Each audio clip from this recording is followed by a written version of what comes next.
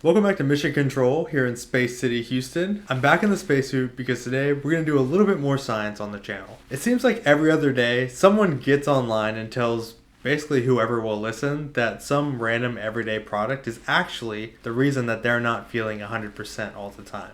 This time, it's pasteurized milk, and boy are there people willing to listen. So today we're going to take a look at why some people are choosing to drink milk raw, or sometimes even cow warm. Is it safe? Is it healthier for you? Do we need to drink milk at all? Let's discuss. First and foremost, what is pasteurization and why do we do it? Pasteurization is the process of heating up food products to kill pathogens within it and also extend shelf life. It's named after the man who invented the modern method, Louis Pasteur, although it should be mentioned that under every single Wikipedia article about Western inventions, there is like a paragraph at the top that says, oh, by the way, like the Chinese have been doing this since like 1117. He developed a process to prevent souring in wine, obviously, right? All major innovations in food come from alcohol, I feel like. But it greatly reduced infant mortality rates and foodborne illnesses after it was implemented in milk in the United States. Before we had this practice, cows had to be raised basically like in the city to reduce the time from cow milk production to consumption. Because the shelf life of raw milk just isn't that long, especially before we had reliable refrigerators in every home. Distilleries in the city would house up to 2,000 cows in 3-foot wide stalls where they were fed 32 pounds of what this article calls slop and 3 pounds of hay every day. Ulcers would develop in the mouths of the cows. Their tails would fall off. My dick fell And off! tuberculosis of the glands, lungs, and intestines were soon to follow. The milk that was produced by these distilleries was often pale blue, cloudy, and smelled horrible. It's like that milk that Luke was drinking on that island from that weird alien. To cover over these poor qualities, as they called them, manufacturers would add things like plaster of Paris, charcoal, starch, sugar, flour, eggs, anything they could get their hands on to try and remove the smell or, I don't know, make it white again.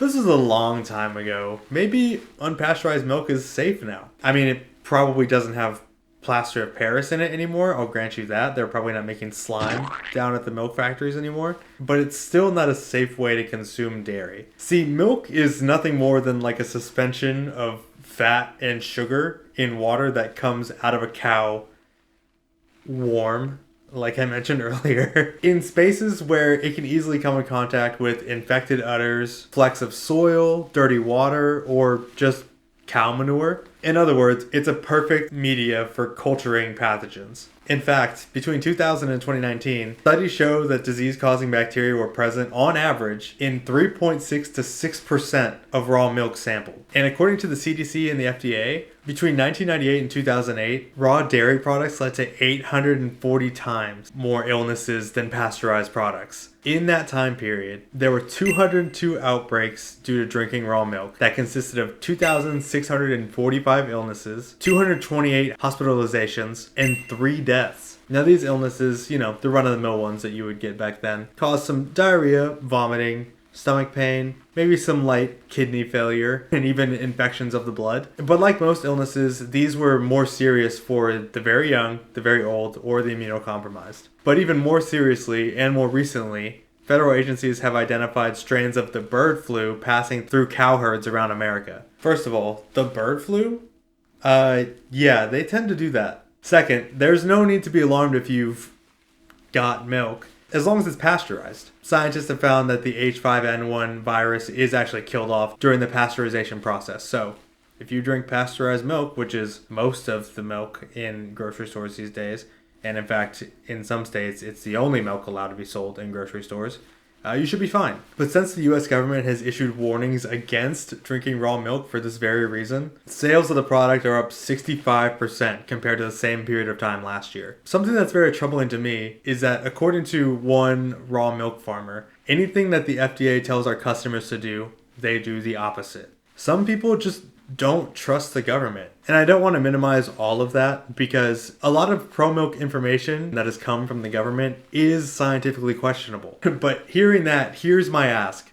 If you're not going to listen to the government, listen to me as far as you should, right? I'm not a doctor, but I am a microbiologist. So Please know that I'm not part of Big Pharma or the government, so maybe you can trust me a little bit better than them. Because I'm going to give it to you straight. Here's the deal. Nobody has contracted this H5N1 strain from drinking unpasteurized milk yet. But one worker is thought to have contracted it after getting some milk splashed into his eye while he was working with the cows. And even worse, more than half of the domestic cats fed raw milk from cows that were affected by this H5N1 strain died with flu-like symptoms shortly after being fed that milk. And 2 of them showed signs of severe H5N1 infection during their autopsies. By the way, don't give milk to cats. It's not good for them. I don't know if we're all still living like a Tom and Jerry cartoon, but it's not good for them.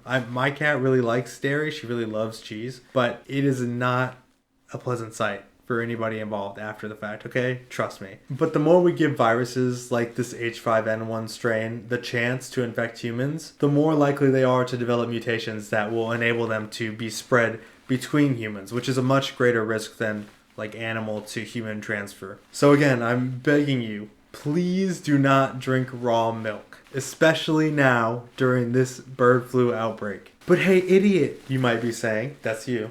I got you. Isn't that what you're saying right now?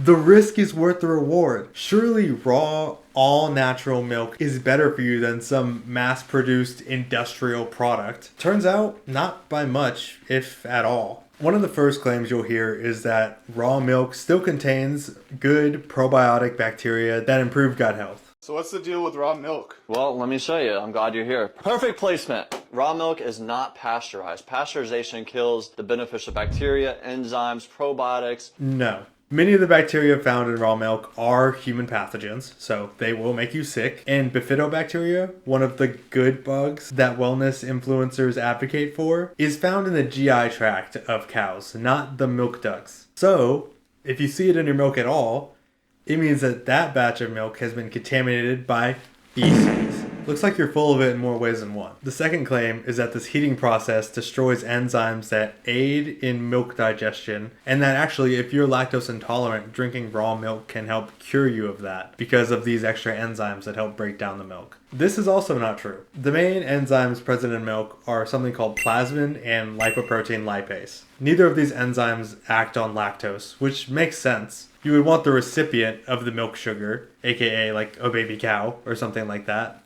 to produce the enzyme that breaks down lactose, rather than include it in the milk, so it's not just getting fermented before it can even get to your offspring. And although 30 to 40% of the plasmin in milk actually survives the pasteurization process, these are actually undesirable compounds to have in any milk, pasteurized or unpasteurized. Like their names imply, they break down the proteins and lipids in milk that give it its flavor, and the byproducts of that process can lead to sour and off-tasting notes. Besides, most if not all still active enzymes in anything you drink really would likely be destroyed by stomach acid or your own proteases immediately after you drink it, essentially. But speaking of flavor, these raw milk heads are right about one thing. Milk made locally does probably taste better. Well, maybe better is not the right word, but it will taste different than what you'd be used to in the store. Not because it's raw though, largely just because large-scale dairy operations combine milk from many different sources in a process called homogenization. If I had to guess why they do this, it's probably so that every time you go to the store and buy milk, the milk that you're getting tastes roughly the same as the milk you bought last week. I imagine they don't want to field customer service calls every week because this week they used the milk from cows that are grazing exclusively on clovers. It tastes a little bit different this time, and now they have to label it like they do honey. But if milk with a more distinct flavor is something you're after for some reason, you can still get that without drinking raw milk. Just find a local dairy that uses their own cows and then also pasteurizes their product. Again, the difference in taste between locally produced raw milk and store-bought pasteurized milk is not because of the pasteurization process.